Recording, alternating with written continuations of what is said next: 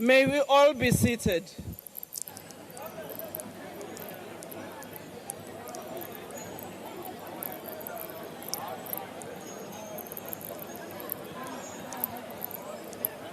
Honorable members, before we proceed with today's business, I wish to announce that the vacancies which occurred in the National Assembly owing to the resignation of Dr. M.Q. Ndlozi and Mr. Y. Yetana have been filled with effect from 5 February 2025 by the nominations of Ms. N.M. Hlongo and Mr. C. Matiwane, respectively. The members have made and subscribed to the oath in the Speaker's office. I welcome the new members to this august assembly as full members of the National Assembly.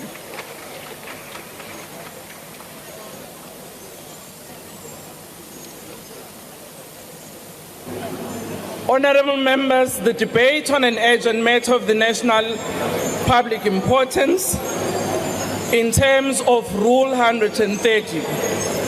And this is the only item on the order paper and is a debate on an urgent matter of national public importance in terms of Rule 130 in the name of Mr. C. Hatting on the recent casualties incurred by the South African National Defence Force in the Democratic Republic of Congo and their implications for the Defence Force.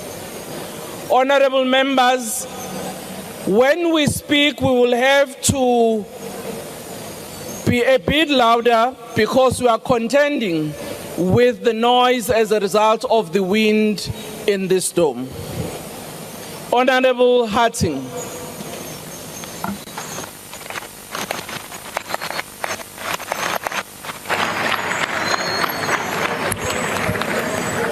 Thank you, Honourable Speaker, for granting this urgent debate.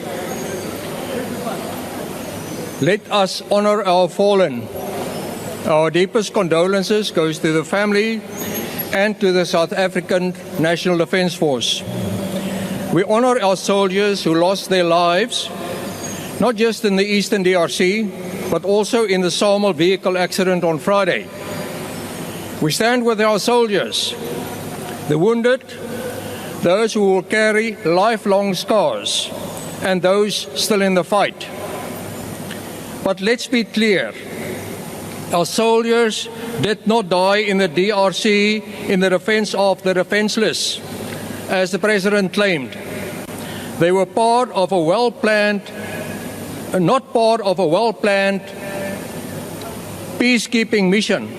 They were thrown into battle, ill-equipped, underfunded, and without critical support in one of the world's longest-running and most brutal conflicts.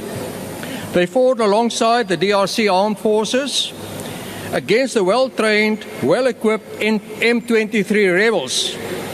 Yet their own government sent them into war unprepared. The lack of accountability for these operational failures speak to wider issues of both governance and leadership. The President and the Minister must be held accountable for failing to prioritize the safety and effectiveness of our troops. Only on Tuesday, the Minister of Defence, in her staggering ignorance, said, "We are not going to war. We are not taking all our power. We only take what we need to protect ourselves." This was her excuse for the absence of close air support, our Rooivalk attack helicopters.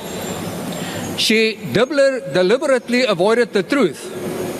Our air capability has collapsed due to years of neglect, mismanagement, budget cuts, and looting during the 9 wasted years of state capture.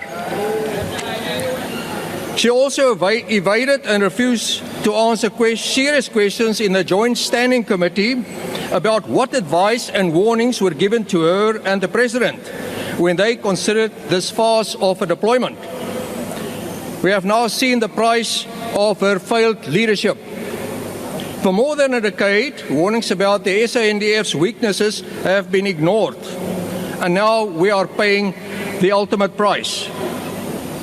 Our forces were deployed under SAMI DRC to support the DRC government to combat armed groups like M23. But let's be honest, the mission is a failure. SADC forces were overrun, surrounded and humiliated. The Malawian Defence Force has already withdrawn. Why? Because this mission was doomed from the beginning. There is no strategy, no coordination, no sustainable logistics. The SADC troops have been outmaneuvered and outgunned, their presence making no difference on the battlefield. Some SADC nations see this as a peacekeeping effort. Others rightfully believe it's all-out war. The lack of unity has led to chaos, weakness, and repeated failure. We now only have two choices: negotiate an orderly withdrawal before more lives are lost, or launch a major, well-coordinated military offensive to retake key areas. But let's be realistic. A successful offensive would require more troops and equipment, efficient logistics, air power, and strategic leadership, none of which SADC or the SANDF has demonstrated the ability to provide. That leaves only one option: follow Malawi's lead, repatriate our dead, negotiate safe passage for our wounded, our surviving troops, and our equipment. Get out. Then we must face the truth. The SANDF is broken. We need to go back to the drawing board, reassess our entire defense strategy, and rebuild our armed forces from the ground up to the level of the competence that South Africa needs. And for that, we need leadership. Strong, decisive, competent leadership. Something the SANDF has not seen in a very long time. Even the SANDF's official X account, that's Twitter account, posted this damning statement, and I quote, "One day we will know the real reason President Cyril Ramaphosa appointed Angie Motshekga as the Minister of Defence. For now, it simply doesn't make sense." I close the quote. We agree. They are right. It doesn't make sense. Let me make this clear. We need to withdraw from the DRC immediately, and Minister Angie Motshekga must go, voluntarily or otherwise. The time for excuses is over. Lives are at stake.